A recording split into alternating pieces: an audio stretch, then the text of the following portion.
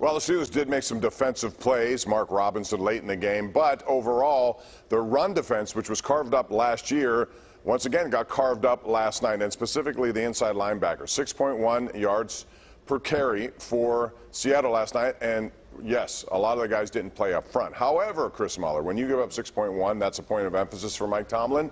And specifically, Bush, no tackles. Spillane got out, played a little bit over there. What do they do in the inside, and how do they change that? Pray. I mean, hope that no, seriously, it's hope that Hayward, Alualu, Ogunjobi, those guys being in fixes a lot of this. The Devin Bush thing that bugs me, you guys covering the game, Bob, you're calling the game, you don't have the benefit of I'm going back, I'm like watching plays over again because it's a preseason game, who cares? His instincts are so bad. I can't decide if it's that he doesn't know where he's supposed to be on one of those Horner runs where it's a one cut and the flow's going one way, or if Devin Bush doesn't want to be where he's supposed to be because that would require a lot of physical contact. I'm getting real tired of watching it. It's to the point now where I think when we look at this battle, guys, we say, oh, well, one guy was the 10th overall pick and he's more talented. Are we even sure about that? Because if you're not going to do any of the things that the talent suggests you should be able to, then you're not really more talented than anybody else on the roster. I think Terrell Austin likes Robert Spillane's game. I think that's a lot where this comes from, at least this competition early on. And I think that at this point, if you're the Steelers looking at Devin Bush, you can't even look at him anymore as being the number 10 overall pick and hoping he reaches that. But that ceiling's He's a guy gone. now. He's just a guy. Yeah, you've pretty much cut bait. You've declined that fifth-year option. You've got to cut your, I don't want to say cut your losses for sure all the way. I'm just saying you can't look at it that way anymore. Well, they can treat him like that, though, because they did decline the option. They don't have to treat him like he's got kid gloves. You can say, hey, this dude who was not drafted is beating you. Now, I do want to take a step back and say it did remind me a little bit of last year in the fact that the line was on the linebackers really quick. Like, the D-line did not have a great day. It obviously wasn't their starting D-line. So that is a factor in this. But this was a guy that was told, you're not good enough. We're not picking up your option. So he's playing for his next contract.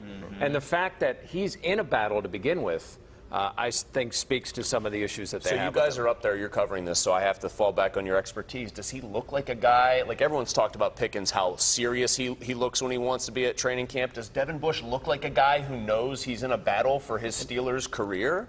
To me, he just looks like he doesn't look There's bad. No urgency. He doesn't stand out. You don't notice him. Do you notice him that much? No, that's I don't feel thing. like he's just a guy he's not horrible. Yeah, he's not bad. He's not great. You just kind of make it through practice. Like the but you thought there would be a stick of dynamite lit under him right now. There's not. Right, like it's unfair. At least with like Terrell Edmonds, yeah, he was a first-round pick, but at least he's playing decent ball. And I can understand, okay, there's some criticism because he was a first-round pick. But Devin Bush was the 10th overall pick, and he's not playing decent ball. So they also have an option, and they can go out and do something about it. And that brings up a topic that happened this week with Roquan Smith, who wants out of Chicago. Haven't seen anything that tells me that that's going to change, so he may, still be wanting out. They may have to make a decision. So, Chris Adamski, do you go out and do that? Would you consider it if you thought that it would help you right now, even though you may have to give up a lot? And do you agree to the kind of money that he would want? Yeah, I don't know. I mean, we've seen a new Steelers sort of philosophy in a lot of ways in terms of spending the money that maybe a couple years ago we would have said, oh, that's not something they would do. I don't like the argument against it that they've spent too much money on defense. I don't think you can look at it that way. I don't think you can compartmentalize things that much. If you can make your team better, you make your team better. You have this time. It's probably, hopefully, for their sake, only a short period of time where you're not paying a quarterback very much, and hopefully Kenny Pickett's the real thing in 3 or 4 years. You are paying him a lot, but you have this little window where you can. That's what you're supposed to do. Yeah, load up. Well, just load up in general with big contracts. So I don't think you have to do the offense-defense thing. So I wouldn't. Yeah. And then later you can cut guys and do whatever you got to do. Well, yeah. I mean, the reason I wouldn't do it, I was about to hit everybody with Roquan Smith's PFF grade from last year, which was wretched. But here's the real reason. If I'm spending on defense, big money, guys, I'm spending it on the edges. Get after the passer from the edges, cover people on the edges, lock people down. Safety, okay, if you got a Minka, you pay him. I think inside linebacker, for as much as everyone says, you got to find a guy to replace Shazier, how many, quick, go, show me knowledge of the NFL at large. Name a couple really good inside off-ball backers like that. Fred Warner, Levante David's been doing it for like a decade. Levante David is probably the one I would come nice run. But Devin White did not grade out well. He was like making splash plays the way Bush was. Yeah. So my point is we can name Fred Warner and we can name Levante David and Kuechly if he was still playing, right? that is not a big list of players who make a massive, tangible impact there. It's just like the Steelers, it's kind of been their white whale. They've been after since taking Shazier.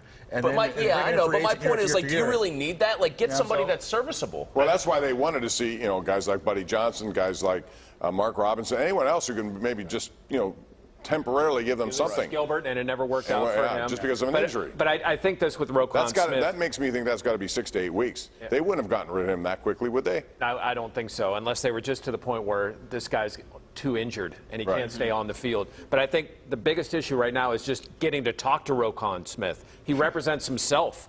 So you don't even have an agent. You can have a third person. And Well, no, there's a person calling on his behalf. So is it Roquan going, hello, this is Roquan's a new agent? And I would worry, too, in a guy representing himself, that he might say, I would take this, but what does he have to hold that to? At least other agents might have other clients, so they're going to tend to be right on that dollar figure that they talk about. But I worry about that with him. I got to go to break on that note. When we come back, we'll talk about the running back behind Najee Harris. We got some interesting candidates, and is Benny Snell in jeopardy of losing his job? Potentially that could happen. We'll talk about it when we come back right here on the #1 Cochran Sports Showdown.